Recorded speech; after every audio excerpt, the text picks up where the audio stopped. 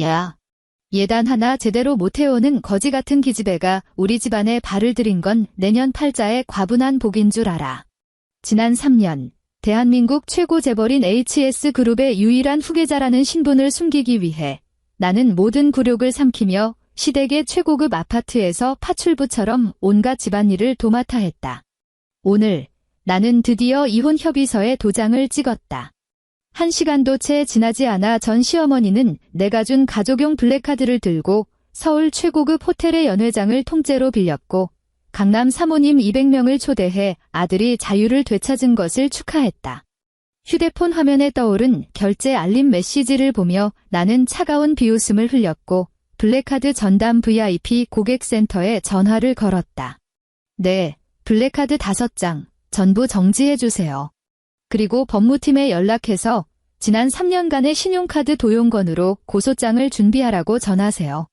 그날 밤 화면에서 깜빡이는 117통의 부재중 전화를 바라보며 나는 우아하게 얼음물을 한 모금 마셨다. 진짜 재미있는 구경거리는 이제부터 시작이니까. 이야기를 본격적으로 시작하기 전에 댓글로 여러분이 어느 지역에서 오셨는지 남겨주세요. 좋아요와 구독도 잊지 마시고요. 여러분의 응원이 채널을 성장시키고 더 흥미진진한 이야기를 가져오는데 큰 힘이 됩니다. 얼음 조각이 광대뼈를 강타하며 둔탁한 파열음을 냈고 이어서 뼛속까지 시린 한기가 내 뺨을 타고 흘러내렸다. 물방울은 먼지 앉은 거실 마룻바닥으로 뚝뚝 떨어져 어두운 얼룩을 번지게 했다. 대 끊어먹을 재수 없는 년. 애 하나 못 낳는 주제에 어디 감히 내 아들 본처 자리를 꿰차고 앉아있어? 위자료는 한 푼도 국물도 없으니까 당장 맨몸으로 쫓겨날 줄 알아. 당장 꺼져. 시어머니 김명자의 날카로운 목소리가 좁은 거실을 쩌렁쩌렁 울렸고 창유리마저 미세하게 떨리게 만들었다. 그녀의 손에는 여전히 텅 빈 유리컵이 꽉 쥐어져 있었고 손가락 관절은 너무 힘을 준 나머지 하얗게 질려 있었다. 가슴은 거칠게 오르내렸다.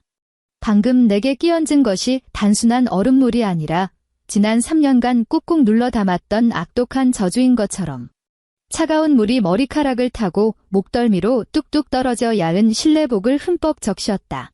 피부에 찰싹 달라붙은 젖은 옷까지는 마치 차가운 독사가 느릿느릿 기어가는 것 같았다. 나는 얼굴에 묻은 물기를 바로 닦아내지 않았다.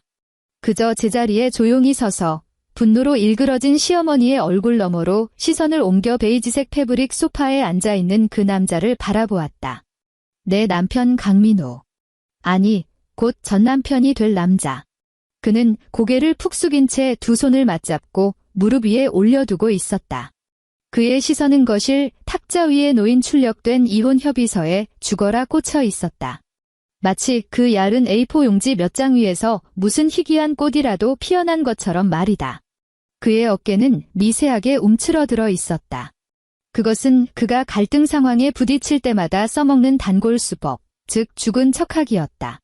지난 3년 동안 시어머니가 집에서 불같이 화를 낼 때마다 내가 벼랑 끝으로 내몰릴 때마다 그는 늘 저렇게 앉아 침묵으로 자신의 방관을 표현했다. 그리고 그의 곁에 찰싹 달라붙어 앉아있는 여자는 샤넬 트위드 재킷을 걸친 젊은 여자였다. 공기 중에는 구역질이 날 정도로 짙은 넘버 5 향수 냄새가 진동했다. 그것은 그녀가 전리품처럼 의도적으로 뿌려댄 냄새였다.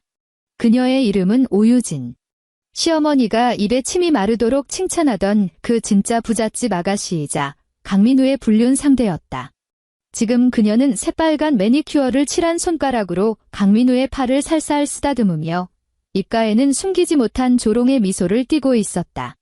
그녀의 눈빛에는 승리자의 오만함이 가득했다. 지아야, 어머니가 모질다고 너무 원망하지 마. 강민우가 마침내 고개를 들었다. 물에 젖은 내 얼굴을 피해 시선을 이리저리 피하는 그의 목소리에는 구역질나는 위선적인 안타까움이 배어 있었다. 어머니가 날 키우시느라 고생이 많으셨잖아. 그저 손주를 너무 원하셔서 그러시는 거야? 유진이는 집안 형편도 좋고 내 출세에도 큰 도움이 될 사람이야.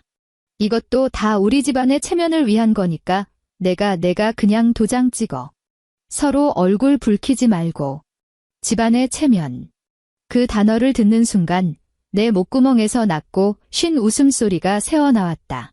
죽은 듯이 고요한 거실에서 그 웃음소리는 유난히 튀었고 소파에 앉아있던 세 사람의 움직임을 동시에 얼어붙게 만들었다. 나는 천천히 손을 들어 손등으로 턱에 맺힌 얼음물을 쓱 닦아냈다. 거친 옷감이 차가운 피부에 스치며 가벼운 따끔거림을 남겼다.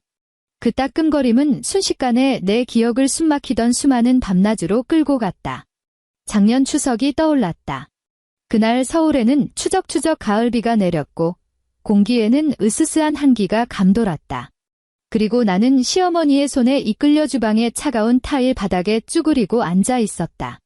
내 앞에는 커다란 전기 그릴이 놓여 있었다. 펄펄 끓는 콩기름이 그릴 위에서 지글거렸고 쉴 새 없이 기름방울이 튀어올라 내 손등과 팔에 떨어지며 붉은 물집을 만들어냈다. 빨리빨리 뒤집어. 제사상에 올릴 명태전을 다 태워 먹을 작정이야? 이 굼뜬 면, 이런 거 하나 제대로 못하고. 친정에서 대체 뭘 배워 처먹은 거야? 시어머니는 내 등 뒤에 서서 긴 국자를 들고 툭하면 내 어깨를 쿡쿡 찔러댔다. 무려 14시간이었다. 나는 바닥에 쭈그리고 앉아 기계처럼 수천 개의 애호박전과 동그랑땡, 명태전을 뒤집었다. 매캐한 기름 연기에 눈을 뜰 수조차 없었고 눈물과 땀이 뒤섞여 뚝뚝 떨어졌다. 허리는 끊어질 듯이 아파왔고 두 다리는 진작에 감각을 잃어 조금만 움직여도 칼날 위를 걷는 것처럼 고통스러웠다. 하지만 벽 하나를 사이에 둔 거실에서는 강민우가 소파에 편안하게 누워 추석 특집 방송을 보며 껄껄거리고 있었다. 내가 허리를 펴고 숨이라도 좀 돌리려 할 때면 그는 어김없이 가벼운 말투로 한마디를 툭 던졌다. 어머니가 날 키우시느라 고생하셨잖아. 며느리가 제사상 차리는 건 당연한 거지. 다 집안 체면을 위한 거니까 내가 좀 참아. 그때의 나는 그가 말하는 이른바 평범한 진정한 사랑을 경험해보기 위해 HS그룹 재벌가 영애라는 신분을 숨기고 있었기에 그 모든 억울함을 생으로 삼켜냈다. 나의 인내가 그의 진심을 얻고 이 집안의 인정을 받을 수 있을 거라고 착각했다. 하지만 내가 얻은 것은 무엇인가? 돌아온 것은 시어머니의 더욱 악랄해진 착취였다. 그녀는 내가 결혼할 때 해온 혼수가 너무 싸구려라며 트집을 잡았다. 커다란 로고가 박혀있지 않은 맞춤형 가구들을 보고는 시장 바닥에서 주워온 쓰레기라며 코웃음을 쳤다. 그녀는 내가 집안 물건을 훔쳐갈지도 모른다는 핑계로 현관문 도어록 비밀번호 설정 권한을 강제로 빼앗아갔다. 수많은 새벽, 내가 아직 잠결에 빠져있을 때면 현관문에서 삐비빅하는 날카로운 소리가 울렸고 시어머니는 유령처럼 문을 밀고 들어왔다. 그녀는 당당하게 내 냉장고를 뒤집어 엎으며 내가 사온 채소가 싱싱하지 않다느니 금쪽 같은 자기 아들에게 끓여줄 사골국이 없다느니 하며 호통을 쳤다. 돌아온 것은 그녀의 당연하다는 듯한 약탈이었다. 바로 지난달 시어머니는 계절이 바뀌어 옷 정리를 도와주겠다는 핑계로 몰래 내 핸드백을 뒤졌다. 그녀는 가방 맨 밑바닥 안주머니에서 내가 거의 쓰지 않던 낡은 지갑을 찾아냈고 그 안에서 어떤 은행 마크도 없는 새까만 메탈 카드 5장을 빼냈다. 가정주부가 이렇게 시커먼 카드를 여러 장 가지고 있어서 뭐에 쓰게? 보기만 해도 재수가 없네. 당시 시어머니는 그 카드들을 만지작거리며 탐욕스러운 눈빛을 번뜩였다. 보아하니 내가 평소에 장 볼 때 돈 쓸 일도 별로 없는 것 같은데 이 비상금은 내가 대신 보관해주마. 허튼데 돈 쓰지 못하게. 그녀는 전혀 알지 못했다. 그게 흔해 빠진 은행 카드가 아니라 HS그룹의 핵심 로열 패밀리만이 소유할 수 있는 최고 등급의 무제한 블랙카드라는 사실을. 그녀는 그저 내가 결혼 전에 푼돈을 모아둔 알량한 비상금쯤으로 여기고는 아주 양심의 가책도 없이 자기 주머니에 쑤셔 넣었다. 그날부터 내 휴대폰에는 매일 수많은 결제 알림이 쏟아졌다. 강남의 최고급 에스테틱, 청담동의 명품 편집숍, 심지어 골프 클럽 연회비까지. 그녀는 내 카드를 들고 강남 사모님들 모임에서 미친 듯이 돈을 펑펑 쓰며 만나는 사람마다 잘난 검사 아들이 효도하는 거라며 떠벌리고 다녔다. 그리고 지금 내 돈을 물 쓰듯 쓰고 내가 전세금 전액을 지불한 아파트에 살고 있는 이 늙은 여자가 내 코앞에 삿대질을 하며 맨몸으로 쫓겨나라고 소리치고 있는 것이다. 뭘 멍청하게 서 있어? 빨리 도장이나 찍어. 내가 좀처럼 움직이지 않자. 시어머니는 왈칵 다가와 탁자 위에 놓인 검은색 서명펜을 낚아채더니 내 앞에 유리 탁자 위로 탁 소리 나게 내리쳤다. 귀를 찌르는 날카로운 타이어름이 울렸다. 우리 유진이는 뼛속부터 명문가 교수야. 유진이가 해오는 예단이면 너 같은 궁상 맞은 년 10명은 사고도 남아. 똥차는 빨리빨리 방 떼고 당장 서명하고 꺼져. 나는 눈을 내리깔고 탁자 위에서 미세하게 굴러가는 서명펜을 바라보았다. 펜촉에서 흘러나온 잉크가 하얀 종이 위에 조그만 검은 얼룩을 번지게 하고 있었다. 천천히 손을 뻗어 차가운 플라스틱 펜대에 손끝이 닿는 순간 나는 내 심장이 비정상적일 만큼 평온하게 뛰고 있다는 것을 느꼈다. 분노도 슬픔도 없었다. 그저 모든 것을 꿰뚫어 본 후의 극도의 차가움만이 존재할 뿐이었다. 나는 펜을 집어들고 한치의 망설임도 없이 협의서 맨 끝 빈칸에 윤지아라는 세 글자를 적어 내려갔다. 펜촉이 종이를 스치는 사각사각 소리가 정적만 감도는 것이라서 유난히 또렷하게 들렸다. 그 한 획은 지난 3년 동안 미련하고 비굴하게 살았던 과거의 나와 완전히 인연을 끊어내는 칼질과도 같았다. 다 적었어. 나는 허리를 펴며 펜을 탁자 위에 아무렇게나 툭 던졌다. 펜대는 한 번 튕겨 오르더니 강민우의 발밑으로 굴러떨어졌다. 시어머니는 굶주린 늑대처럼 협의서를 낚아채더니 내 서명을 꼼꼼히 확인했다. 틀림없다는 것을 확인한 순간 주름이 자글자글한 그녀의 얼굴에 광기 어린 환희의 미소가 활짝 피어났다. 그녀는 고개를 돌려 오유진을 아부하듯 바라보았다. 유진아, 이것 봐라. 드디어 이 재수 없는 년이 떨어져 나갔어. 이제 이 집은 내 차지야. 어머니가 널 내 친딸처럼 끔찍하게 아껴주마. 오유진은 입을 가리고 호호 웃으며 물에 흠뻑 젖은 내 옷차림을 경멸 어린 눈초리로 훑어보았다. 어머니, 정말 고생 많으셨어요. 그런데 이 집안 공기가 참 탁하네요. 궁상 맞은 냄새가 진동을 해서 제가 들어오면 이 낡은 가구들은 싹 다 갖다 버려야겠어요. 버려. 싹 다 버려. 강민우도 다급하게 맞장구를 치며 얼굴에 아첨하는 웃음을 한가득 지었다. 유진이가 하자는 대로 다 해야지. 나는 그들을 두 번 다시 쳐다보지 않은 채 뒤를 돌았다. 갈아입을 옷까지 몇 벌만 대충 쑤셔 넣은 검은색 캐리어를 끌고 현관으로 향했다. 무거운 철제 현관문을 밀고 나가자 복도에 차가운 바람이 확 밀려 들어왔다. 젖은 옷 위로 바람이 스치자 나도 모르게 몸이 부르르 떨렸다. 명심해. 우리 집에서 단돈 1원 한 푼도 가져갈 생각 마. 10원짜리 동전 하나도 못 챙겨갈 줄 알아. 등 뒤에서 시어머니의 날카로운 경고 소리가 울려 퍼졌고 이내 현관문이 쾅 하고 닫히는 엄청난 굉음이 뒤따랐다. 띠리릭. 도어록이 잠기는 소리가 들렸다. 어둑어둑한 복도에 홀로 선 나는 천천히 하얀 입김을 내뱉었다. 주머니에서 휴대폰을 꺼내자 화면이 밝아지며 무표정한 내 얼굴을 눈부시게 비추었다. 연락처를 열고 지난 3년 동안 단 한 번도 누르지 않았던 번호 위에 손가락을 1초 정도 멈췄다가 이내 꾹 눌렀다. 신호음이 채 한 번 울리기도 전에 전화가 연결됐다. 부회장님 전화기 너머로 비서실 최 실장의 정중하고도 묵직한 목소리가 들려왔다. 최 실장 텅 빈 복도에 울려 퍼지는 내 목소리는 얼음물에 담금질한 칼날처럼 차가웠다. 법무팀에 연락해. 작전 시작하라고. 1시간 뒤. 강남구 HS 최고급 호텔. 서울의 번화한 심장부에 위치한 이 최고급 럭셔리 호텔은 오늘 개장일에 가장 시끌벅적한 하루를 맞이하고 있었다. 1층에서 가장 규모가 큰 다이아몬드 연회장이 통째로 대관되었고 200명이 넘는 하객들이 값비싼 드레스와 턱시도를 빼입은 채 거대한 크리스탈 샹들리에 아래를 쉴 새 없이 오갔다. 공기 중에는 최고급 샴페인의 달콤하고 끈적한 향기와 명품 향수 냄새가 뒤섞여 진동했다. 나는 2층의 은밀한 VIP 모니터링 룸에 앉아 한쪽으로만 보이는 특수 유리를 통해 무표정하게 아래층의 모든 상황을 내려다보고 있었다. 내 앞에 마호가니 원탁 위에는 얼음을 띄운 아이스 아메리카노 한 잔이 놓여 있었고 컵 표면에 맺힌 물방울이 유리를 타고 천천히 흘러내려 컵받침 위로 뚝뚝 떨어지고 있었다. 아래층 연회장 한가운데에는 화려한 무대가 설치되어 있었다. 무대 배경판에는 금박을 입힌 거대한 글씨로 이렇게 적혀 있었다. 강민우 검사 싱글 파티 및 오유진 영의 환영 만찬.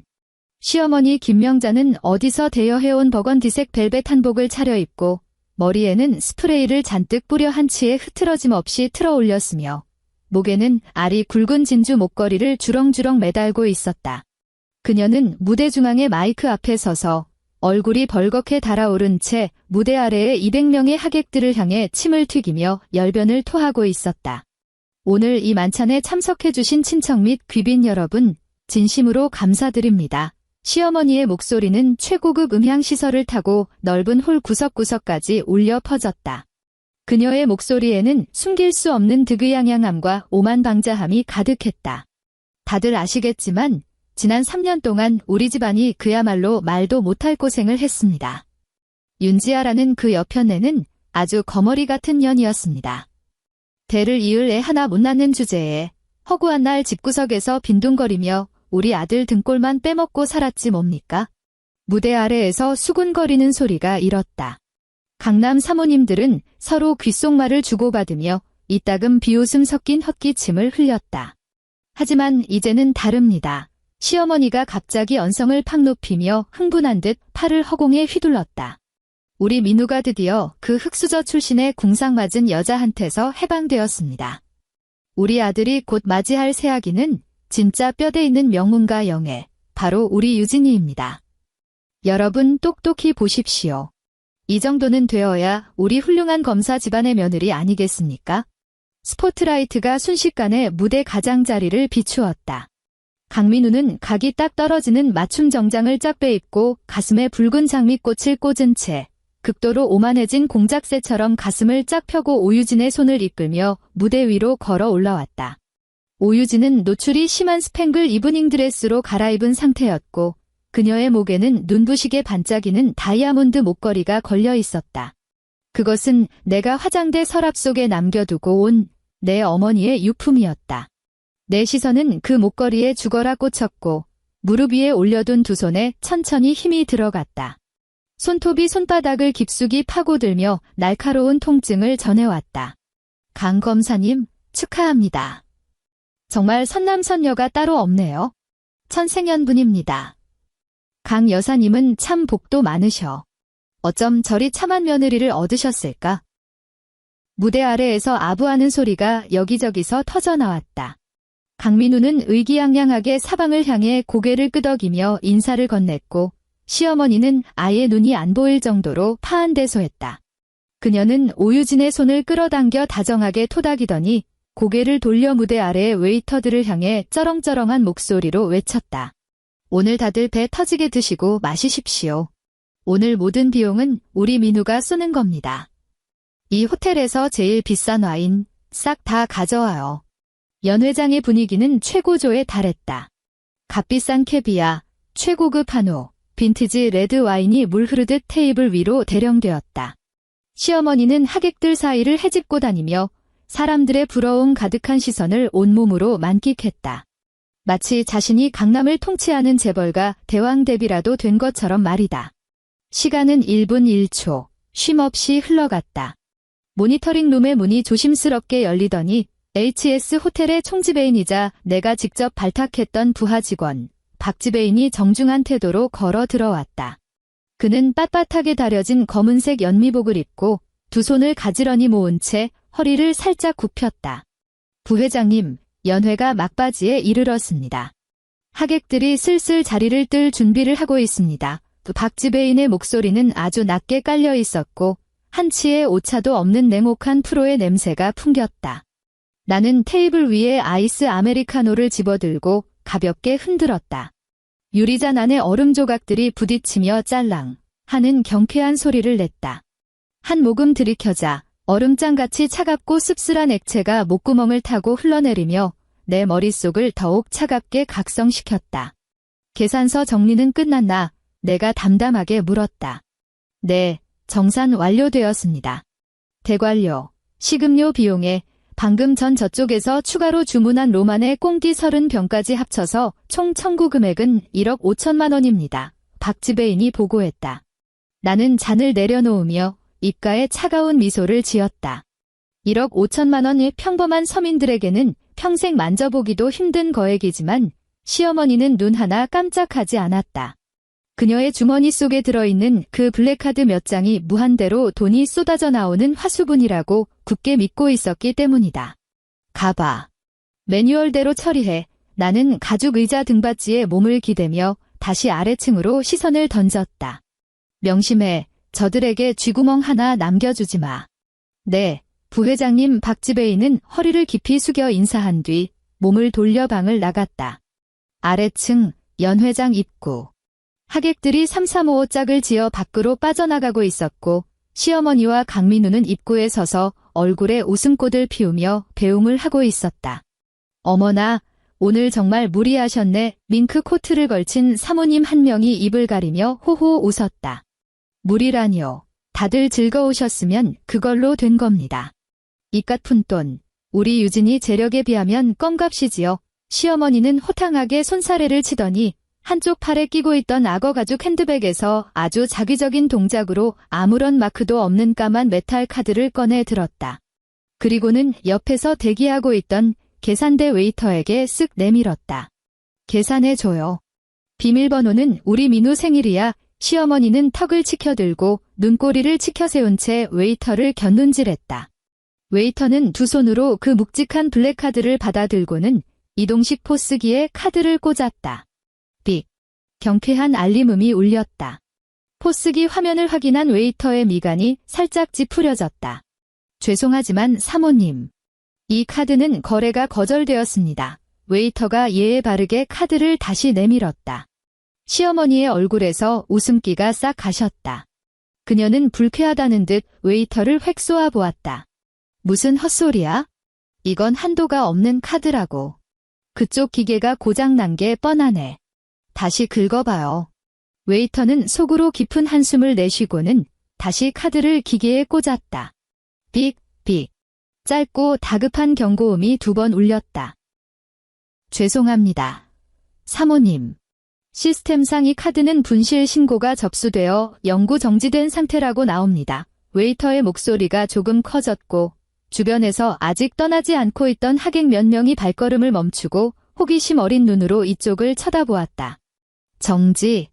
정지라니 그게 무슨 소리야. 시어머니의 목소리가 찢어질 듯 날카로워졌고 이마에는 식은땀이 송글송글 맺히기 시작했다.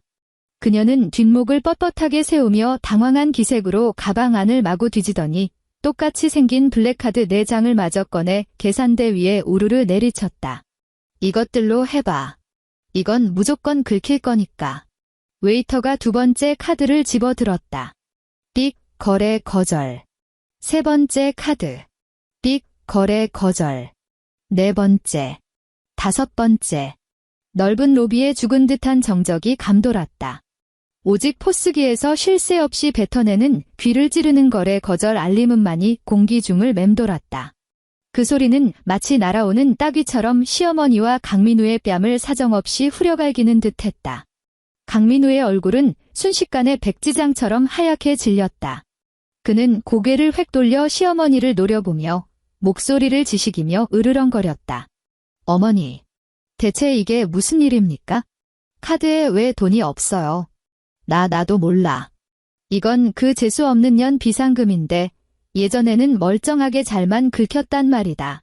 시어머니는 얼굴이 시뻘겋게 달아올라 어쩔 줄 몰라 하며 두 손을 허공에 대고 허우적거렸다. 극도의 공포에 질린 그녀의 목소리에는 울음기가 섞여 있었다. 재수 없는 년 돈이라고요. 옆에 서 있던 오유진의 콧대 높던 표정이 그 순간 차갑게 얼어붙었다. 그녀는 믿을 수 없다는 듯 강민우를 쏘아보았다. 이 카드들 다 어머님 재산이라며. 당신 설마 전처 카드를 훔쳐서 내 환영 파티를 열어준 거야? 주변에 있던 하객들 사이에서 완전히 난리가 났다. 수군거리던 소리는 어느새 노골적인 손가락질과 비난으로 변해 있었다. 어머나 세상에, 전처 카드로 부자 행세를 한 거야? 아까는 무슨 뼈대 있는 명문가니 뭐니 떠벌리더니 알고 보니 셔터맨이었네. 아이고 망신살 뻗쳐라. 저 밥값이 무려 1억 5천만 원이라는데 저걸 대체 무슨 수로 낸대? 그 경멸 어린 시선들이 수만 개의 독침이 되어 강민우의 온몸에 꽂혔다.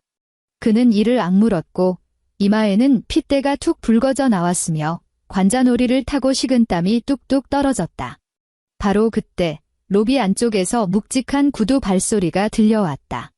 박지배인이 덩치가 산만한 검은 양복의 경호원 4명을 대동하고 무표정하게 인파를 헤치며 걸어나와 시어머니와 강민우 앞에 멈춰섰다. 강민우 고객님, 김명자 고객님, 박지배인의 목소리는 강철처럼 차갑고 단호했으며 억양에 아무런 고저도 없었다. 두 분이 방금 결제하려 하신 1억 5천만 원의 청구 금액에 대해 제시하신 모든 카드가 정지 상태로 확인되었습니다. 또한 시스템 조회 결과 이 카드들의 명의자는 두 분이 아닌 것으로 확인되었습니다. 당신들 지금 뭐 하는 거야? 시어머니는 기겁하며 뒤로 한 걸음 물러서다가 강민우의 품에 부딪혔다. 만약 10분 이내에 이 금액을 지불하지 못하신다면 저희 호텔 측에서는 부득이하게 강제 조치를 취할 수밖에 없습니다. 박지배인은 도축을 앞둔 양 2마리를 쳐다보듯 날카로운 눈빛으로 눈을 가늘게 떴다.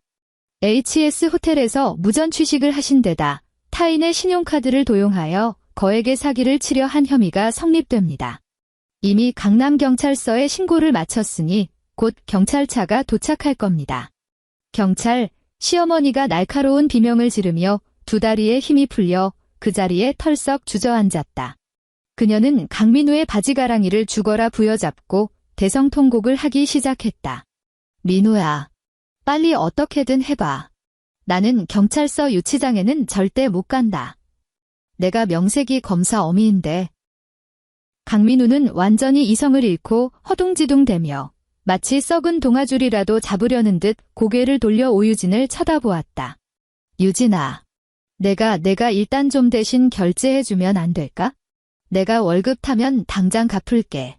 하지만 불과 몇 분 전까지만 해도 어머니 하며 살갑게 굴던 오유진은 지금 당장 역병 환자라도 본 것처럼 그들을 쳐다보고 있었다. 그녀는 강민우가 뻗은 손을 매몰차게 뿌리치며 얼굴을 불그락푸르락했다. 당신 미쳤어. 1억 5천만 원을 나보고 내라고? 내가 그런 큰돈이 어디 있어. 오유진은 이를 바득바득 깔며 욕설을 내뱉더니 눈동자를 이리저리 굴리다 갑자기 배를 움켜쥐었다. 아이고, 나 갑자기 배가 너무 아파서 화장실 좀 다녀올게.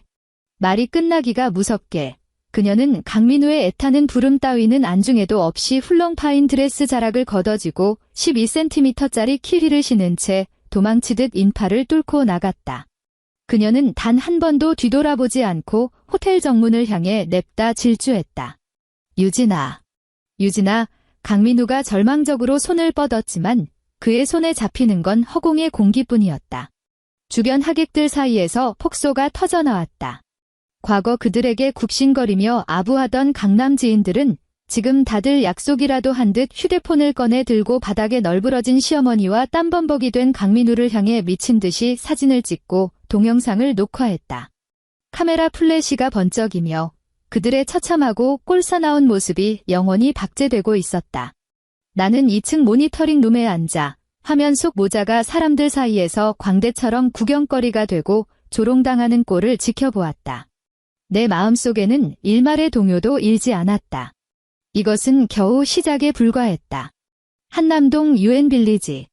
이곳은 한강의 야경이 한눈에 내려다 보이는 거대한 통유리창을 가진 서울 최고급 부촌이다.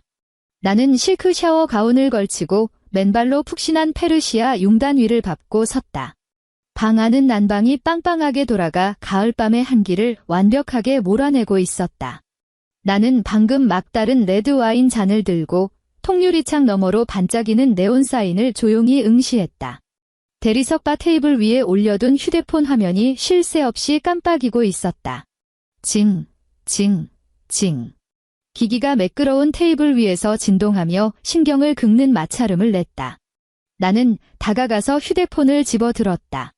화면에는 눈을 찌르는 붉은색 숫자가 떠 있었다. 부재중 전화 117통, 그중 80통은 강민우, 37통은 시어머니에게서 걸려온 것이었다. 경찰차에 올라타는 그 순간 그들은 마침내 그 블랙카드 5장의 진짜 주인이 누구인지 깨달았을 것이다. 화면이 다시 밝아지며 강민우의 이름이 떴다. 나는 코웃음을 치며 손가락으로 화면을 가볍게 쓸어 넘겨 곧바로 무음 버튼을 눌러버렸다. 세상이 순식간에 고요해졌다. 연락처를 열어 최 실장에게 전화를 걸었다. 부회장님, 최 실장은 언제나 신호음이 한 번 울리기도 전에 전화를 받았다. 그룹 사나이 모든 백화점, 호텔, 골프장, 그리고 면세점에 지시해 나는 강물 위로 어른거리는 불빛의 그림자를 바라보며 감정의 기복이 전혀 없는 평온한 목소리로 말했다. 강민우와 김명자의 이름을 영구 블랙리스트에 올려 HS그룹의 그 어떤 사업장에도 단 발짝조차 들이지 못하게 통제해. 알겠습니다. 그리고 부회장님, 강남경찰서 쪽에서 연락이 왔습니다. 강민우의 새 여자라는 오유진, 신분 위조로 밝혀졌습니다. 재벌가 영애는커녕 강남 10프로 룸살롱을 전전하던 술집 여자랍니다. 현재 그녀는 모든 연락처를 해지하고 어젯밤 야반도주하듯 월세방을 빼서 완전히 잠적한 상태입니다. 강민우가 유치장에서 보석금을 빌리려고 그녀에게 연락을 시도했다가 수신 차단당한 걸 알고는 그 자리에서 오열하며 무너졌다고 합니다. 그 보고를 듣자 내 입가의 미소가 한층 더 짙어졌다. 알았어. 유치장 안에서 밤새도록 뼛속 깊이 반성하게 내버려 더 내일 아침 그들에게 아주 특별한 선물이 하나 더 기다리고 있으니까. 전화를 끄는 나는 휴대폰을 소파에 툭 던져놓고 고개를 젖혀 잔에 담긴 레드 와인을 단숨에 들이켰다. 핏빛 액체가 목구멍을 타고 넘어가며 뜨거운 쾌감을 남겼다. 다음 날 이른 아침. 경기도 일산의 모 고급 아파트 단지 15층에 위치한 이 전세 아파트는 강민우와 시어머니가 줄곧 동네방네 자랑하고 다니던 우리 집이었다. 동네 주민들은 이곳에 젊고 잘나가는 검사가 살고 있다는 것을 다들 알고 있었고 시어머니는 평소 아파트 분여회에서도 콧대를 높이며 남들에게 분리수거를 대신 시키곤 했다. 아침 8시 택시 한 대가 아파트 단지 입구에 멈춰섰다. 강민우와 시어머니가 서로를 부축하며 차에서 내렸다. 그들은 경찰서 유치장에서 꼬박 하룻밤을 지새웠다. 1억 5천만 원이라는 어마어마한 벌금과 배상금을 낼 길이 막막하자 결국 강민우가 낯짝 두껍게 검찰청 상사에게 전화를 걸어 돈을 꾼 끝에야 겨우 보석으로 풀려날 수 있었다. 지금 시어머니의 머리칼은 미친년처럼 산발이 되어 있었고 그 비싸다던 버건디색 한복은 시래기처럼 쭈글쭈글해져 있었으며 얼굴에는 피로와 공포가 가득했다. 강민우 역시 수염이 덥룩하게 자라 있었고 두 눈은 핏발이 서 있었으며 걸치고 있던 맞춤 정장에는 먼지가 뽀얗게 앉아 있었다. 그들은 고개를 푹 숙인 채 아침 운동을 나온 동네 아주머니들을 도둑놈처럼 피해 서둘러 엘리베이터에 올라타고 15층 버튼을 눌렀다. 민우야, 집에 가서 샤워부터 하고 당장 그 재수없는 년부터 찾아와. 틀림없이 아직도 단단히 삐쳐서 그러는 걸 거야? 내가 가서 살살 달래서 그놈의 카드 정지부터 풀라고 해. 시어머니는 엘리베이터 벽에 기대어 거친 숨을 몰아쉬면서도 여전히 한심한 망상에서 헤어나오지 못하고 있었다. 강민우는 신경질적으로 넥타이를 잡아당기며 아무 대답도 하지 않았다. 띵. 엘리베이터 문이 열렸다. 두 사람은 천근만근 무거운 발걸음을 이끌고 현관문 앞으로 다가갔다. 시어머니는 습관적으로 손가락을 뻗어 현관문 도어록의 비밀번호를 눌렀다. 삑, 삑, 삑. 비밀번호 오류. 시어머니는 멈칫하며 자기가 번호를 잘못 누른 줄 알고 다시 한번 꾹꾹 눌렀다. 삑, 삑, 삑. 여전히 신경을 긁는 오류 알림음이 울렸다. 이게 왜 이래? 비밀번호가 왜 안 맞아? 시어머니는 다급해져서 철제 현관문을 쾅쾅 두드렸다. 민우야, 내가 한번 해봐라. 강민우가 다가와 자신의 생일을 눌렀다. 오류. 시어머니의 생일을 눌렀다. 오류. 그들이 진땀을 뻘뻘 흘리며 열쇠 수리공이라도 부르려던 찰나 복도 끝 비상계단 문이 벌컥 열렸다. 나는 몸에 딱 맞게 재단된 검은색 하이엔드 맞춤 트렌치 코트를 입고 7cm짜리 지미추 하이힐을 신은 채 또각, 또각, 또각 아주 여유로운 걸음걸이로 걸어 나왔다. 내 뒤에는 완벽한 슈트 차림의 그룹 법무팀 소속 최고위급 변호사 3명과 제복을 입은 법원 집행관 2명이 따르고 있었다. 강민우와 시어머니는 구두 발소리를 듣고 화들짝 놀라 뒤를 돌아보았다. 나를 발견한 순간 시어머니의 눈이 번쩍 뜨이더니 마치 구세주라도 만난 것처럼 득달같이 달려들었다. 지아야, 드디어 왔구나. 빨리 문부터 열어라. 비밀번호는 왜 바꾼 게야? 너 어제 하루 종일 어딜 쏘다닌 거니? 애미 속 타들어가는 꼴 보려고 작정했어. 시어머니는 어제 나에게 어떻게 얼음물을 끼얹고 집에서 쫓아냈는지 까맣게 잊어버린 듯 했다. 그녀는 기름기 낀 2 손을 불쑥 뻗어내 팔뚝을 움켜쥐려 했다. 나는 혐오스럽다는 듯 뒤로 한 걸음 물러섰고 내 곁에 서 있던 변호사가 즉각 앞으로 나서서 몸으로 그녀를 가로막았다. 너 지금 뭐 하는 짓이냐? 시어머니의 얼굴에서 웃음기가 굳어버렸다. 그녀는 나를 한 번 쳐다보고 내 뒤에 서 있는 냉혹한 표정의 남자들을 번갈아 쳐다보았다. 나는 그녀를 철저히 무시한 채 들고 있던 핸드백에서 두툼한 서류 뭉치를 꺼내 강민우의 가슴팍에 그대로 냅다 꽂아버렸다. 서류가 흩어지며 법원 직인이 붉게 찍힌 종이 몇 장이 복도 타일 바닥 위로 팔랑팔랑 떨어져 내렸다. 똑똑히 봐. 텅 빈 복도를 울리는 내 목소리는 뼈를 깎는 듯 차가웠다. 이 집 전세금 자그마치 8억 원을 내가 결혼 전에 전액 지불한 거야. 계약서에도 임차인은 윤지아라고 아주 명확하게 적혀 있지? 이제 난 내 자금을 회수하고 이 임대차 계약을 일방적으로 파기할 생각이야. 강민우의 얼굴은 순식간에 잿빛으로 변했다. 그는 바닥에 떨어진 서류를 덜덜 떨리는 손으로 주워 들고는 믿을 수 없다는 듯 2 눈을 부릅떴다. 너 내가 이 집을 빼겠다고? 그럼 우리는 길바닥에 나앉으라는 소리야? 그건 내 사정이고 나는 차가운 눈으로 그를 내려다보았다. 그리고 너희가 지난 3년 동안 내 허락도 없이 내 신용카드를 몰래 훔쳐다 쓴 돈이 자그마치 20억 원이야. 내 변호인단이 이미 법원에 재산가압류 및 강제 집행을 신청해뒀어. 20억, 시어머니가 고막이 찢어질 듯한 비명을 질렀다. 무슨 개소리를 짓거리는 거야? 그 돈은 내가 나한테 효도한다고 바친 거잖아.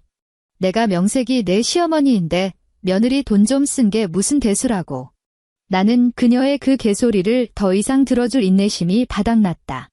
고개를 살짝 돌려 뒤에 서 있던 법원 집행관들을 향해 턱짓을 했다. 집행관들은 무표정한 얼굴로 앞으로 나섰다. 그들의 손에는 두툼하고 눈을 찌를 듯 붉은 스티커 뭉치가 들려 있었다. 그것은 한국 법원에서 자산을 압류할 때 붙이는 그 악명 높은 빨간 딱지였다. 그들은 얼빠진 시어머니를 휙 지나쳐 내가 오늘 아침 새로 설정해둔 비밀번호를 눌렀다. 끼리릭. 경쾌한 소리와 함께 현관문이 활짝 열렸다. 집행관들이 성큼성큼 거실 안으로 들이닥쳤다.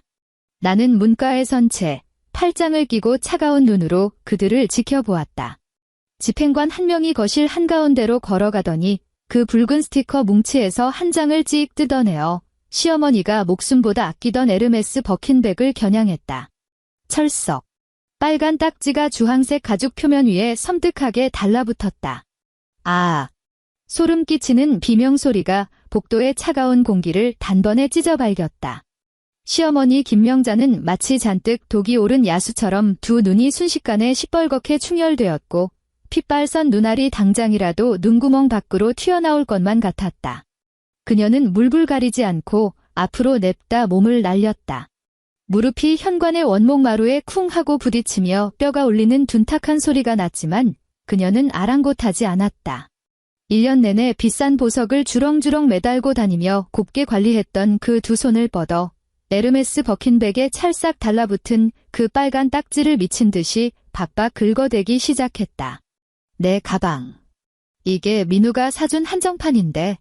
이 강도 같은 놈들, 너희가 뭔데 내 물건에 손을 대. 당장 떼. 떼어내란 말이야. 그녀의 손톱이 주황색 최고급 가죽 표면을 미친 듯이 긁어대며 귀를 찌르는 마찰음을 냈다. 하지만 그 얇디얇은 빨간 딱지는 마치 저승사자의 부적처럼 가장 싸구려이면서도 가장 질긴 접착제로 그녀의 허영심 가득한 영혼을 꽉 물고 놓아주지 않았다. 그녀가 힘을 주면 줄수록 스티커의 가장자리는 가죽 표면과 더욱 단단하게 엉겨붙었고 급기야 그 값비싼 가죽의 넓은 면적을 흉하게 긁어버리기까지 했다. 집행관들은 바닥에서 패악을 부리는 그녀를 무표정하게 내려다볼 뿐 눈 하나 깜짝하지 않았다. 체격이 건장한 사내가 그저 차갑게 손을 뻗어 시어머니의 손목을 꽉 틀어쥐더니 마치 재활용도 안 되는 쓰레기를 내던지듯 가차없이 그녀를 한쪽으로 내동댕이 쳤다. 중심을 잃은 시어머니의 몸이 옆에 있던 신발장에 쿵 하고 세게 부딪혔고 그 위에 놓여있던 청자 꽃병이 휘청거리더니 바닥으로 떨어져 쨍그랑하고 산산조각이 났다. 날카로운 도자기 파편들이 사방으로 튀며 그녀가 입고 있던 그 쭈글쭈글한 버건디색 벨벳 한복을 찢어놓았다. 당신들 지금 뭐 하는 짓이야? 내가 누군지 알아? 강민우가 마침내 그 엄청난 충격에서 정신을 차렸다. 그는 득달같이 달려들어 바닥에 쓰러진 시어머니를 획 끌어당겨 일으켜 세우고는 시퍼렇게 질린 얼굴로 집행관의 코앞에 삿대질을 하며 침을 튀겼다. 나 서울중앙지방검찰청 검사야. 어디 감히 내 집에서 행패를 부려? 당장 내일이라도 당신들 그 제복 다 벗게 만들어줄까? 그는 습관적으로 가슴을 쫙 펴며 법정에서 위세를 떨치던 그 알량한 태도로 상대방을 기선 제압하려 들었다. 지난 3년 동안 그가 이렇게 고압적인 말투로 짓거릴 때마다 나는 늘 말없이 고개를 숙이고 주방으로 가 얼음을 띄운 생수 한 잔을 떠다주며 그의 화를 가라앉히곤 했다. 하지만 이제 그에게 물을 떠다줄 사람은 아무도 없었다. 집행관은 코웃음을 치더니 서류 가방에서 법원의 붉은 직인이 찍힌 결정문을 꺼내 강민우의 가슴팍에 그대로 냅다 내리쳤다. 그 힘이 어찌나 센지 그는 자신도 모르게 뒤로 두 걸음 비틀거렸다. 강 검사님, 저희는 그저 법의 명령을 집행할 뿐입니다. 이것은 서울가정법원에서 발부한 재산가압류 및 강제집행명령서입니다. 어머님께서 지난 3년 동안 타인 명의의 한도 무제한 신용카드를 무단으로 사용하여 무려 20억 원이라는 거액을 탕진한 혐의입니다. 신청인이신 윤지아 씨께서 이미 모든 결제 내역과 폐쇄회로 텔레비전 녹화 영상을 증거로 제출하셨습니다. 지금 이 시각부로 이 집안에 있는 10만 원 이상의 가치를 지닌 모든 물건은 전부 압류 자산에 속합니다. 집행관의 목소리에는 어떠한 감정의 동요도 없었다. 마치 차가운 자동 응답기 같았다. 그는 고개를 돌려 뒤에 서 있는 동료들을 향해 손짓했다. 계속 붙이세요. 텔레비전, 가죽 소파, 안마 의자, 그리고 안방에 있는 명품 시계와 보석들까지 하나도 빠짐없이 전부 압류하십시오. 그의 지시가 떨어지기가 무섭게 여러 명의 집행관들이 일사불란하게 흩어졌다. 마치 냉혹한 일개미 떼처럼 한때 내 숨통을 조였던 이 집구석으로 쏟아져 들어갔다. 찌익, 철썩. 찌익, 철썩. 접착제가 뜯겨나가는 소리와 붉은 스티커가 물건 위로 내리꽂히는 소리가 넓은 거실 여기저기서 울려 퍼졌다. 그것은 그야말로 환상적인 교향곡이었다. 나는 현관에 선 채 팔짱을 끼고 이 모든 광경을 차가운 눈으로 감상했다. 나는 거실 한가운데 놓인 85인치 초슬림 텔레비전 위로 빨간 딱지가 붙는 것을 지켜보았다. 저것은 내가 처음 이사 왔을 때 시어머니가 내가 혼수로 해온 텔레비전이 너무 작다며 구박하는 바람에 내 비상금을 털어 억지로 바꿔야 했던 최신형 모델이었다. 주말만 되면 강민우는 진흙탕에 빠진 돼지처럼 소파에 널브러져 저 텔레비전으로 야구 중계를 쳐다보았고 나는 그동안 바닥에 무릎을 꿇고 앉아 걸레로 텔레비전 장식장의 먼지를 하나하나 닦아내야만 했다. 나는 또 다른 빨간 딱지가 저 비싼 양문형 냉장고 위로 붙는 것도 지켜보았다. 저 안에는 한때 내가 밤을 새워가며 만들어둔 온갖 밑반찬들이 가득 차 있었고 반찬통마다 유통기한이 적힌 라벨이 붙어 있었다. 하지만 시어머니는 늘 예고도 없이 비밀번호를 누르고 들어와 내 냉장고를 헤집어 놓으며 내가 사온 콩나물이 시들었다느니 내가 무친 도라지나물이 짜다느니 트집을 잡고는 아주 당당하게 그 반찬들을 모조리 음식물 쓰레기 봉투에 처박아 버렸었다. 이제 그 모든 것이 끝났다. 지아야 지아야, 시어머니가 갑자기 허둥지둥 기어와 내게 달려들었다. 주름진 그녀의 얼굴은 콧물과 눈물로 범벅이 되어 있었고 그 공들여 틀어올렸던 머리는 진작에 산발이 되어 미친년처럼 어깨 위로 흩어져 있었다. 그녀가 두 손을 뻗어 내 다리를 끌어안으려 했지만 내 곁에 있던 경호원이 그녀를 가차없이 밀쳐냈다. 바닥에 주저앉은 그녀는 절망적으로 허벅지를 내리치며 처절한 곡소리를 냈다. 내가 우리를 아주 말려 죽이려고 작정을 했구나. 20억이라니 우리가 20억이 어디 있다고. 너는 그 전세금 8억도 턱턱 내놓을 만큼 돈이 썩어나면서 왜 이깟 푼돈에 목숨을 걸어? 너 지난 3년 동안 우리 집에서 먹고 자고 다 했잖아. 내가 내 돈 좀 쓴 게 무슨 대수라고. 이 악독한 년아, 넌 천벌을 받을 거야. 그 헛소리를 듣고 있자니 분노라는 감정조차 일지 않았다. 그저 한없이 우스울 뿐이었다.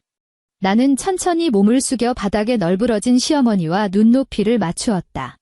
공포에 질려 있으면서도 여전히 탐욕과 계산이 번뜩이는 그녀의 두 눈을 바라보며 내 입가에는 극도로 차가운 미소가 번졌다. 너희 집에서 먹고 너희 집에서 자요. 내 목소리는 아주 나지막했지만 마치 녹슨 톱날처럼 그녀의 신경을 조금씩 썰어내고 있었다. 어머니, 연세가 드셔서 기억력이 좀 가물가물하신가 본데? 이 집 전세금 제가 냈고요. 어머니 몸에 걸치고 계신 옷 제가 샀습니다. 심지어 어머니가 매일같이 드시는 그 사골국조차 제 돈으로 산 최고급 툭불 한우라고요. 어머니와 어머니의 그 금쪽 같은 아드님은 지난 3년 동안 마치 거머리 두 마리처럼 제 몸에 찰싹 달라붙어 피를 빨아먹은 겁니다. 나는 자리에서 일어나 백지장처럼 창백하게 진려 옆에 서 있는 강민우를 오만하게 내려다보았다. 그는 아랫입술을 어찌나 꽉 깨물었는지 피가 맺혀 있었고 두 주먹을 부들부들 떨며 꽉 쥐고 있었지만 입도 뻥긋하지 못했다. 강민우, 나는 그의 이름을 불렀다. 내 말투에는 일말의 미련도 없었다. 이 집에서 보내는 마지막 며칠의 시간을 마음껏 즐기시지. 3일 뒤면 법원에서 강제 퇴거 집행을 나올 테니까. 아, 참, 개인 짐들은 미리미리 잘 싸두는 게 좋을 거야. 서울역 지하도는 밤이 되면 제법 쌀쌀하거든. 말을 마친 나는 그들을 두 번 다시 쳐다보지 않고 몸을 돌렸다. 또각, 또각, 또각. 하이힐 소리를 내며 흔들림 없는 걸음걸이로 그 현관문을 빠져나왔다. 등 뒤의 거실에서는 시어머니의 애끓는 통곡 소리와 무언가 박살나는 굉음이 들려왔다. 그 소리는 그야말로 이 세상에서 가장 감미로운 자장가였다.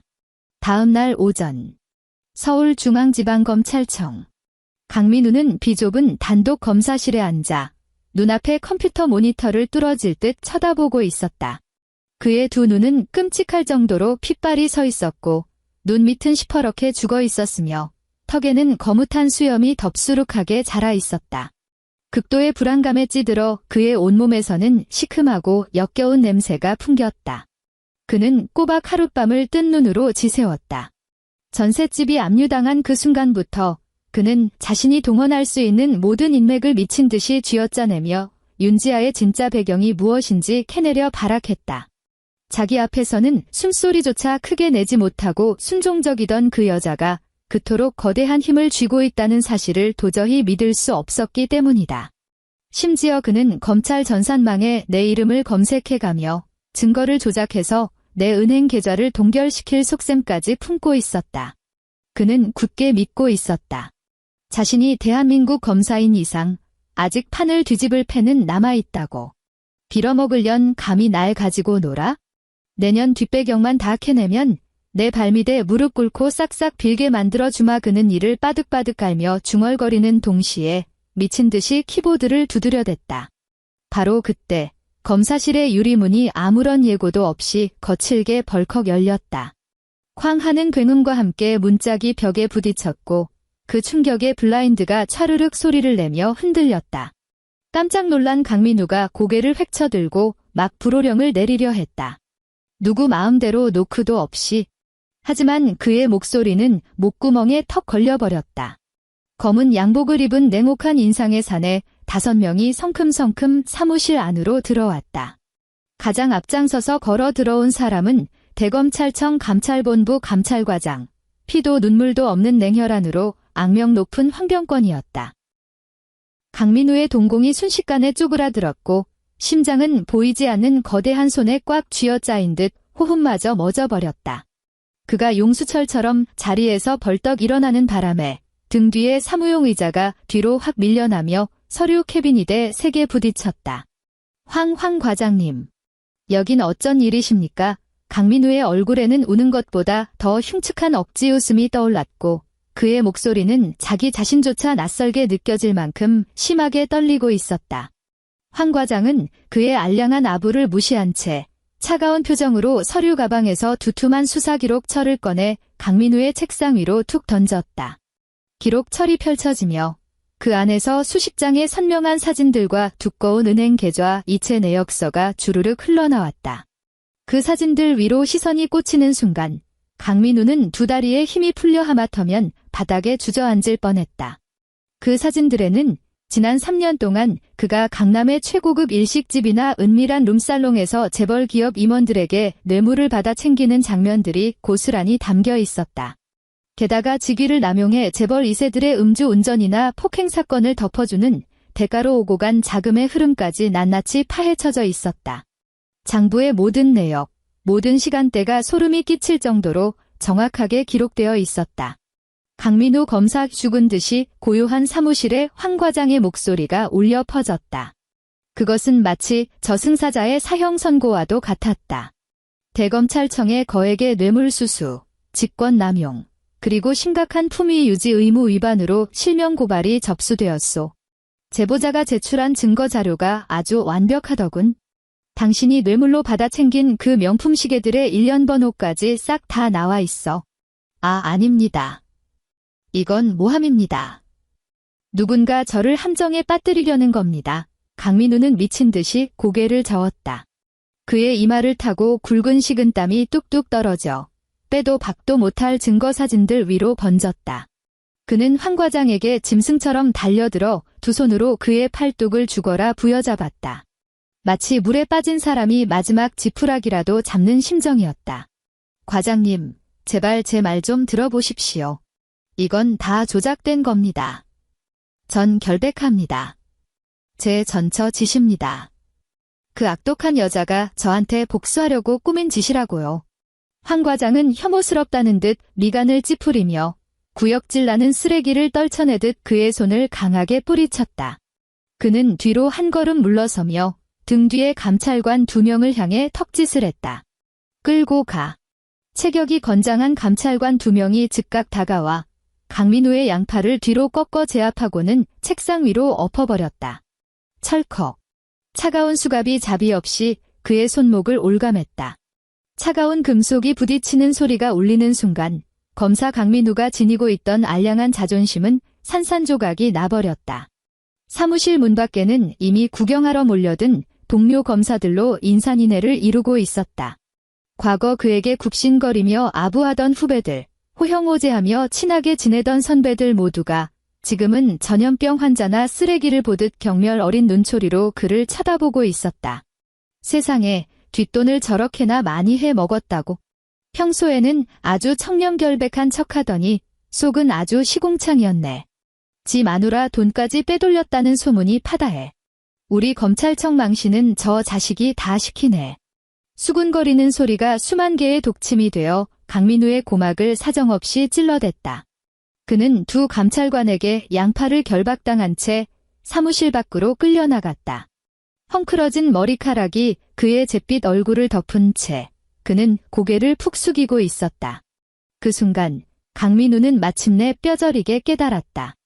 진정한 사회적 매장이란 어떤 것인지를. 같은 시각, 강남구 청담동. 인테리어가 매우 고급스럽고 프라이빗한 분위기의 최고급 카페 안에는 잔잔한 재즈 음악이 흐르고 있었다. 공기 중에는 갓 볶아낸 게이샤 원두의 묵직한 향과 은은한 백합 향기가 감돌고 있었다. 이곳은 한때 내가 HS-그룹 사나이 외식 산업을 시찰하기 위해 신분을 숨기고 3개월 동안 아르바이트생 바리스타로 일했던 곳이었다. 또한 시어머니가 내가 아르바이트를 한다는 사실을 알고 난 뒤 툭하면 공짜 커피를 얻어 마시러 오면서 카페 한복판에서 집안 망신을 시킨다며 큰 소리로 호통을 치던 곳이기도 했다. 쾅. 카페의 무거운 유리문이 거칠게 열리며 문 뒤에 달린 황동종에 부딪혀 귀를 찢는 듯한 요란한 소리를 냈다. 시어머니 김명자가 마치 미친 돌풍처럼 들이닥쳤다. 오늘 그녀는 한복을 입지 않고 어디서 주워온지 모를 낡은 코트를 걸친 채 헝클어진 머리를 플라스틱 집게 핀으로 대충 틀어 올린 꼴이었다. 두 눈은 시뻘겋게 충혈되어 있었고 눈 밑에는 짙은 다크서클이 턱까지 내려와 있었으며 온몸에서는 벼랑 끝에 몰린 광기가 뿜어져 나왔다. 윤지아. 이 재수없는 년 당장 기어나와. 시어머니는 문을 열고 들어오자마자 목청이 찢어지라 비명을 질러댔고 그 날카로운 소리에 카페의 고요함은 순식간에 산산조각이 났다. 여유롭게 애프터눈 티를 즐기고 있던 강남 사모님 몇 명이 미간을 찌푸리며 쳐다보았다. 그녀들의 눈빛에는 혐오감이 가득했다. 시어머니는 남들의 시선 따위는 아랑곳하지 않고 발정난 멧돼지처럼 곧장 바 카운터로 돌진했다. 바 안에서 일하고 있던 젊은 여성 바리스타는 그녀의 흉측한 몰골에 기겁하며 무의식적으로 뒷걸음질을 쳤다. 윤지아 어디 있어? 그 악독한 년 어디로 숨었어? 당장 내 눈앞에 기어 나오라고 해. 시어머니는 대리석 카운터를 두 손으로 미친 듯이 내리쳤고 그 충격에 올려져 있던 도자기 커피잔들이 덜그럭거렸다. 손님, 진정하십시오. 저희 매장에는 윤지아라는 직원이 없습니다. 여성 바리스타는 공포를 억누르며 최대한 예에 바르게 설명했다. 어디서 거짓말이야. 그년 예전에 여기서 접시 닦고 설거지했잖아. 우리 집안을 풍비박산 내놓고 이제 집까지 빼앗아 가더니 어디로 쏙 숨어버려. 당장 나오라고 해. 내가 그년 면상을 갈기갈기 찢어놓을 테니까.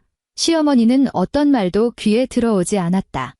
그녀는 왈칵 손을 뻗어 바리스타의 앞치마 멱살을 틀어쥐고는 카운터 너머로 넘어가려고 길을 쓰며 잡아당겼다. 까! 지금 뭐 하시는 거예요? 이거 놓으세요. 여성 바리스타가 비명을 지르며 필사적으로 발버둥을 쳤다. 주변에 있던 손님들이 앞다투어 휴대폰을 꺼내 들어 발광하는 시어머니를 찍기 시작했고 카메라 플래시가 번쩍거렸다. 시어머니가 바리스타의 머리채를 휘어잡으려는 찰나 강철탑처럼 거대한 체구의 검은 양복 경호원 2명이 어디선가 소리 없이 불쑥 나타났다. 그중 한 경호원이 검은 가죽 장갑을 낀 커다란 솥뚜껑 같은 손을 뻗어 시어머니의 손목을 쇠집게처럼 꽉 틀어쥐었다. 우두둑. 뼈가 으스러질 듯 압박받는 둔탁한 소리와 함께 돼지 멱다는 듯한 시어머니의 비명소리가 동시에 터져나왔다. 경호원의 소나기 힘은 마치 강철 펜치 같아서 그녀가 억지로 손을 놓게 만들었다. 이어서 다른 경호원이 그녀의 양팔을 뒤로 꺾어 제압하더니 아주 가뿐하게 그녀를 바닥에 내리눌렀다. 차가깝고 딱딱한 대리석 바닥에 시어머니의 뺨이 세게 짓눌리며 이목구비가 흉측하게 일그러졌다. 그녀는 미친 듯이 몸부림을 치며 허공에 대고 두 다리를 버둥거렸지만 등 위에서 내리누르는 그 무시무시한 힘 앞에서는 꼼짝도 할 수 없었다. 이거 놔. 이 개만도 못한 놈들. 나 검사 M이야. 너희들 내가 다 감방에 쳐넣어 버릴 줄 알아. 시어머니는 여전히 바닥에 엎드린 채 더러운 침을 튀기며 광분했다. 경호원들은 그녀의 발악을 철저히 무시한 채 차갑게 내리누르고만 있었고 동시에 무전기에 대고 낮게 몇 마디를 읊조렸다. 5분도 채 지나지 않아 경광등을 번쩍이는 순찰차 한 대가 카페 앞에 멈춰섰다. 경찰관 2명이 들어와 상황을 파악하고 폐쇄회로 텔레비전을 확인한 뒤 지체 없이 은빛 수갑을 꺼내 아직도 바닥에서 패악을 부리는 시어머니의 손목에 채웠다. 김명자 씨, 업무방해 및 폭행 미수 혐의로 연행하겠습니다. 서장으로 동행하시죠. 경찰관은 차갑게 내뱉고는 마치 쓰레기 봉투를 끌고 가듯 그녀를 카페 밖으로 질질 끌고 나갔다. 경찰차에 쑤셔 박히는 그 순간까지도 시어머니는 내 이름을 부르며 미친 듯이 저주를 퍼부어댔다. 구경꾼들은 손가락질을 해댔고 수많은 휴대폰 카메라가 이 추악한 광경을 녹화하여 실시간으로 인터넷에 퍼뜨리고 있었다. 해질녘. 서울 어딘가의 허름한 반지하 단칸방. 공기 중에는 코를 찌르는 곰팡내와 하수구에서 역류하는 시궁창 냄새가 진동했다. 만성적인 습기 탓에 벽지는 여기저기 흉하게 떨어져 나갔고 그 안으로 시커멓게 썩은 시멘트 벽이 훤히 드러나 있었다. 이곳은 시어머니가 경찰서에서 조사를 받고 벌금을 낸 뒤 갈 곳이 없어 수중에 남은 푼돈을 탈탈 털어 간신히 구한 임시 거처였다. 그녀는 차갑고 축축한 장판 바닥에 털썩 주저앉아 있었다. 그녀 앞에는 방금 끓인 싸구려 컵라면 한 개가 놓여 있었다. 뻘건 고추기름이 둥둥 뜬 국물에서는 화학조미료 냄새가 코를 찔렀다. 그녀는 멍한 눈으로 그 라면을 쳐다보았고 속에서는 구역질이 치밀어 올랐다. 불과 며칠 전만 해도 그녀는 강남 최고급 호텔 연회장에서 캐비아를 퍼먹고 로만의 꽁띠를 마셔댔다. 하지만 지금은 햇빛 한 줌 들지 않는 이 쥐구멍 같은 곳에서 가장 보잘것없는 음식을 삼켜야만 하는 처지였다. 그녀는 덜덜 떨리는 손으로 리모컨을 집어들어 화면에 지지직거리는 노이즈가 끼는 중고 브라운관 텔레비전을 켰다. 이 숨막히는 정적을 텔레비전 소리로라도 덮어보려는 심산이었다. 텔레비전 화면이 몇 번 깜빡이더니 대한민국 최대 뉴스 채널인 KBS 뉴스가 흘러나왔다. 다음은 주요 경제 뉴스입니다. 아나운서의 진중한 목소리가 싸구려 스피커를 뚫고 흘러나왔다. 오늘 오후 재계 1위 HS그룹이 서울 본사 사옥에서 긴급 기자회견을 열었습니다. 그룹 측은 지난 3년간 경영 일선에서 물러나 있던 장녀가 HS그룹 부회장직에 공식 취임하여 그룹의 핵심 사업을 전면 진두지휘할 것이라고 밝혔습니다. 초점 잃은 시어머니의 두 눈이 HS그룹이라는 단어를 듣는 순간 화면을 향해 번쩍 뜨였다. 화면이 기자회견장 현장으로 전환되었다. 수백 대의 카메라 플래시가 대나처럼 미친 듯이 터지며 기자회견장 전체를 눈부시게 밝히고 있었다. 수많은 취재진의 카메라 세례와 양옆으로 도열한 검은 양복 경호원들의 철통 같은 호의 속에서 너무나도 낯익은 실루엣 하나가 경쾌한 하이힐 소리를 내며 여유롭고 당당하게 연단 위로 걸어 올라갔다. 나는 군더더기 없이 떨어지면서도 극도의 고급스러움을 뿜어내는 화이트 오트쿠티르 슈트를 입고 긴 머리를 단정하게 틀어 올려 길고 하얀 목덜미를 드러내고 있었다. 내 얼굴에는 차갑고 세련된 메이크업이 더해져 있었고 눈빛에는 지난 3년 동안의 그 굽실거리던 비굴함 따위는 온데간데 없었다. 오직 세상 모든 것을 발 아래에 두겠다는 절대적인 오만함과 냉혹함만이 자리하고 있을 뿐이었다. 나는 마이크 앞에 서서 턱을 살짝 치켜든 채 무대 아래의 기자들을 차갑게 내려다보았다. 윤지아입니다. 내 서늘한 목소리는 텔레비전 전파를 타고 대한민국 방방곡곡으로 또렷하게 울려 퍼졌다. 오늘 이 시간부로 저는 HS그룹의 부회장으로서 그룹의 새로운 도약을 이끌어 나갈 것입니다. 반지하 단칸방 안. 툭, 대구루루. 시어머니의 손에 들려있던 리모컨이 장판 바닥으로 떨어지며 건전지가 튀어나왔다. 그녀는 마치 벼락이라도 맞은 듯 온몸이 뻣뻣하게 굳은 채 화면 속에서 찬란하게 빛나는 그 여자를 죽어라 쳐다보았다. 그녀의 입술이 사시나무 떨듯 파르르 떨렸고 목구멍에서는 마치 바람 빠진 풀무처럼 꺽꺽거리는 기괴한 소리가 새어나왔다. 지지야. 그녀는 믿을 수 없다는 듯 두 눈을 벅벅 비벼댔다. 하마터면 눈알이 빠질 정도로 세게 비볐지만 아무리 다시 쳐다봐도 화면 속에서 대한민국 전체 재계가 우러러보는 저 재벌가 여왕, HS그룹의 후계자라 불리는 저 여자는 자신이 주방 타일 바닥에 주저앉혀 14시간 동안 제사전을 붙이게 하고 얼굴에 얼음물을 끼얹어 맨몸으로 내쫓았던 바로 그 흑수저 며느리가 틀림없었다. 콱쾅. 시어머니의 머릿속에서 거대한 핵폭탄이 터지는 듯 했다. 그녀는 마침내 깨달았다. 어째서 아무 마크도 없던 그 블랙카드 5장이 한도 무제한으로 긁혔던 것인지. 어째서 그 여자가 8억 원이나 되는 전세금을 눈 하나 깜짝 안 하고 내놓을 수 있었는지. 어째서 호텔에서 1억 5천만 원짜리 계산서를 들이밀 때 그 호텔 총지배인이 그토록 잔인하게 굴었는지. 그녀는 제 손으로 재벌가의 신을 똥개 내쫓듯 집 밖으로 내쫓아버린 것이다. 시어머니는 돌연 소름이 끼치도록 처절한 비명을 질렀다. 그 비명에는 끝없는 후회와 공포, 그리고 절망이 가득 차 있었다. 그녀는 텔레비전 앞으로 짐승처럼 달려들어 그 낡은 화면을 두 팔로 꽉 부둥켜 안았다. 눈물과 콧물이 뒤범벅되어 얼굴을 엉망으로 만들었다. 내가 잘못했다. 내가 진짜 죽을 죄를 지었어. 지아야. 어미가 잘못했다. 제발 돌아와. 그 카드 다시 나한테 줘. 그녀는 화면을 미친 듯이 두드려댔고 손톱이 유리를 긁으며 소름 끼치는 소리를 냈다. 그러더니 미친 사람처럼 바닥을 더듬거리며 휴대폰을 찾기 시작했다. 액정이 박살난 휴대폰을 찾아낸 그녀는 통제할 수 없을 정도로 덜덜 떨리는 손가락으로 강민우에게 전화를 걸었다. 신호음이 한참을 울린 뒤에야 전화가 연결되었다. 수화기 너머로 들려온 것은 이미 죽어버린 사람처럼 갈라지고 메마른 강민우의 목소리였다. 여보세요. 민우야. 민우야.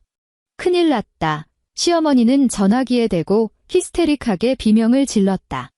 극도의 공포에 질려 목소리마저 기괴하게 갈라져 있었다.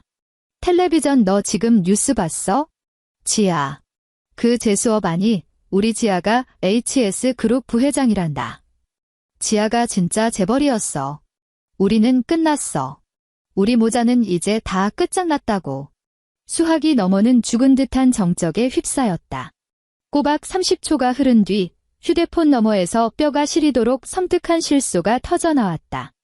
흐흐하하하 재벌 그랬던 거였어. 어쩐지 대검 감찰본부가 그렇게 빨리 움직이더라니 하하하하 유치장의 차가운 쇠창살 뒤에서 강민우는 절망의 찬 광소를 터뜨렸다. 또 전화가 끊겼다. 시어머니는 반지하의 축축한 장판 위로 맥없이 쓰러졌다.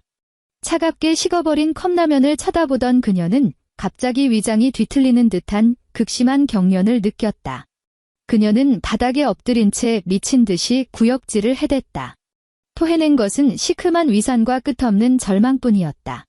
3일 뒤 HS그룹 본사 4옥 1층 로비. 서울 도심 한복판에 우뚝 솟은 120층짜리 전면 유리 빌딩은 대한민국 권력과 부의 상징 그 자체였다. 로비 바닥은 거울처럼 매끄러운 이탈리아산 수입 대리석으로 깔려 있었고 거대한 크리스탈 샹들리에가 차갑고도 고귀한 빛을 뿜어내고 있었다. 공기 중에는 고급스러운 디퓨저 향이 은은하게 감돌았고 이곳을 지나는 모든 임직원들은 각 잡힌 정장 차림으로 발걸음을 재촉하며 단 1초의 흐트러짐도 허용하지 않았다. 그때 갑자기 로비 회전문 쪽에서 귀를 찢는 듯한 소란이 일었다. 시어머니 김명자와 변호사를 통해 갓보석으로 풀려나 정식 기소를 기다리고 있던 강민우가 마치 길거리 노숙자 같은 꼴을 하고 경호원들의 통제선을 뚫은 채 비틀거리며 로비 안으로 들이닥친 것이다.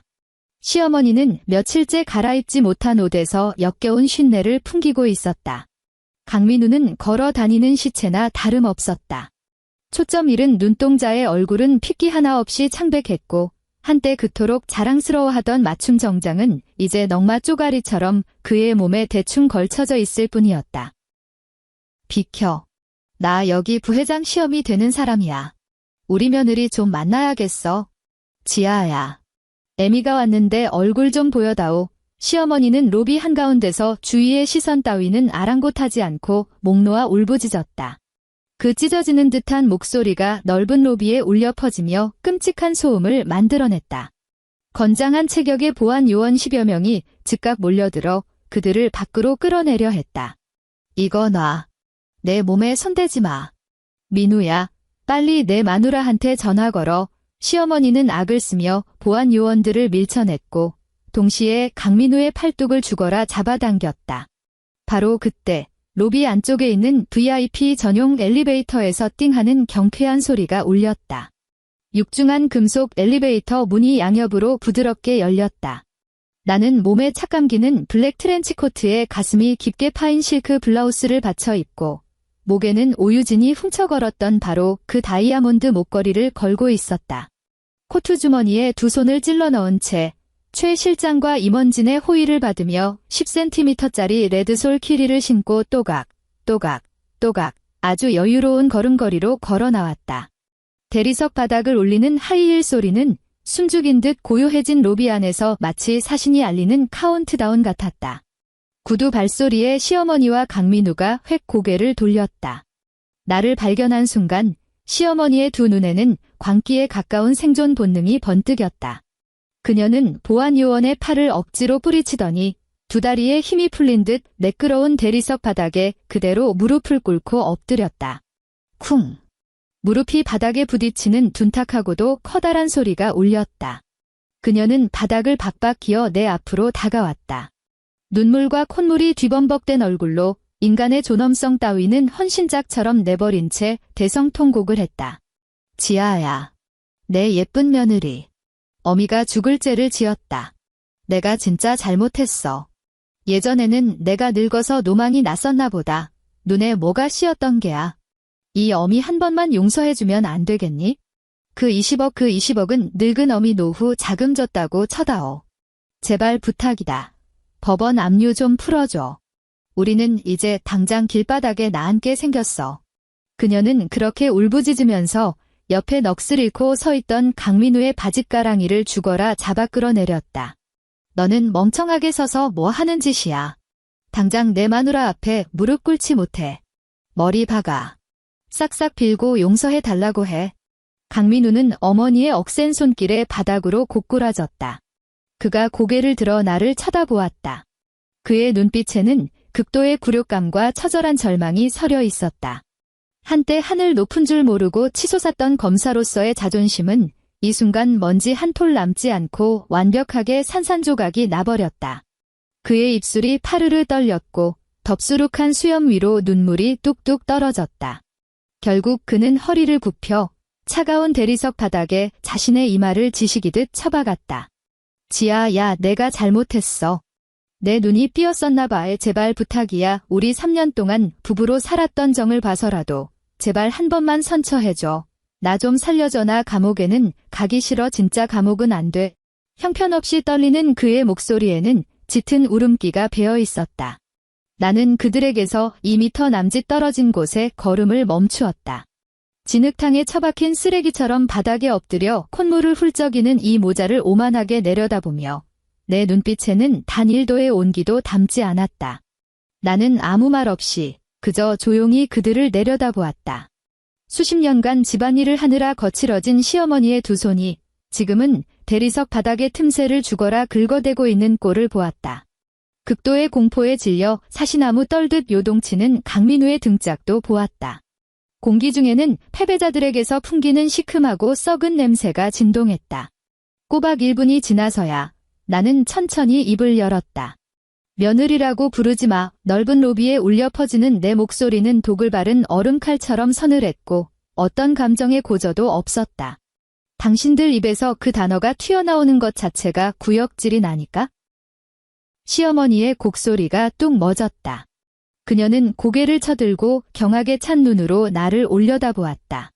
나는 허리를 살짝 굽혀 얼음장 같은 시선으로 강민우의 정수리를 훑어내렸고 입가에는 일말의 동정심도 없는 잔인한 미소를 머금었다. 3년 부부의 정. 강민우, 내가 주방 바닥에 쭈그리고 앉아 14시간 동안 전을 부칠 때, 내 애미가 내 얼굴에 얼음물을 끼얹는 걸 방관할 때, 내가 밖에서 내 돈으로 그 가짜 재벌 딸년 스폰서 노릇을 할 때, 그때는 왜 그놈의 정을 찾지 않았어? 나는 다시 허리를 꼿꼿이 세우고 트렌치코트의 소매를 정돈했다. 내 말투는 마치 발에 밟혀 죽은 개미 2마리를 논하듯 경멸로 가득했다. 그 20억, 단 1원도 깎아줄 생각 없어. 당신들은 감방에 들어가서 재봉틀이나 돌리면서 천천히 갚아. 늙어 죽을 때까지 갚더라도 내 돈은 모조리 다 토해내야 할 거야. 말을 마친 나는 그들에게 더 이상 애걸복걸할 기회조차 주지 않고 몸을 획 돌렸다.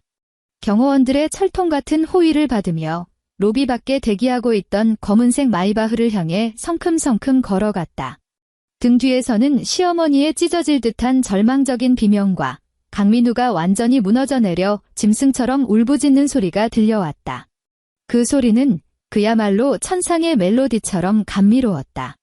몇 달 뒤, 서울중앙지방법원의 판결이 내려졌다. 강민우는 뇌물수수, 횡령, 직권남용 등의 혐의가 병합되어 징역 7년의 실형을 선고받았다.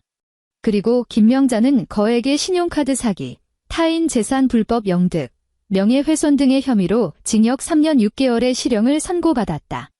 청주여자교도소. 첩첩산 중 인적 드문 곳에 세워진 감옥이었다. 한겨울이 되면 감방 벽면에 야은 성애가 낄 정도로 뼛속까지 시린 곳이다.